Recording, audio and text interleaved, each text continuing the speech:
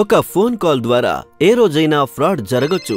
అంటే మీకు అభినందనలు సార్, మీరు గెలుచుకున్నారు 2 కోట్ల లాటరీ. దయచేసి మీ యూపీఐ ఐడి మరియు యూపీఐ పిన్ షేర్ చేయండి. అభినందనలు సార్, మేము మీ మొబైల్ కనెక్షన్ యొక్క క్రెడిట్ లిమిట్ పెంచుతున్నాము. మీరు కేవలం ఒక SMS పంపాల్సి ఉంటుంది. సార్, మీరు గెలుచుకున్నారు 2 లక్షల రూపాయల నగదు బహుమానం. మేము మీ యూపీఐ ఐడికి ఒక కలెక్ట్ రిక్వెస్ట్ పంపించాం. దాన్ని మీరు యాక్సెప్ట్ చేయాలి, ఇంకా చెల్లింపు జరపాలి అంతే.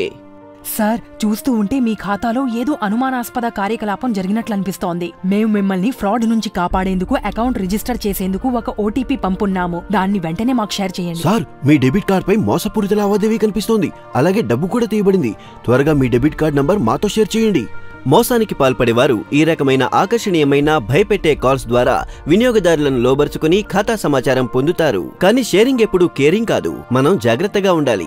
ఎవరైనా అటువంటి పరిస్థితి నుంచి తేలిగ్గా బయటపడవచ్చు. ఫోన్లో అడిగిన మీదట మీ ఖాతాకు సంబంధించిన వివరాలు తెలుపకండి. అలాగే మీ ఖాతాకు సంబంధించిన ఎటువంటి యాక్షన్ తీసుకోకండి. కొత్త సిమ్ కార్డును రిజిస్టర్ చేయకండి. అలాగే ఎలాంటి ఓటీపీని పంచుకోకండి.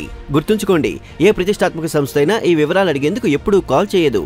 మిమ్మల్ని మీరు మోసానికి గురి కాకుండా కాపాడుకోవడానికి ఏం చేయాలి మరియు ఏం చేయకూడదు? ఫోన్లో మీ డెబిట్ కార్డ్, ఓటీపీ లేదా యూపీఐకి సంబంధించిన ఎటువంటి వివరాలు పంచుకోకండి. ఎటువంటి అజ్ఞాత నంబర్కు SMS పంపకండి. అజ్ఞాత ఆధారాలకు ఎప్పుడూ డబ్బు పంపకండి.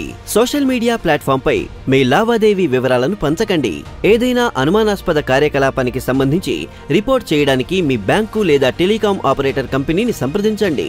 మరే ఇతర ప్రశ్న లేదా సమాచారం కోసం ఏదైనా చర్య తీసుకునే ముందు దగ్గరలోని బ్యాంకు శాఖ లేదా టెలికాం ఆపరేటర్ కార్యాలయాన్ని సందర్శించండి. ప్రజాహితార్థం జారీ NPCI ద్వారా నిర్వహించబడుతోంది.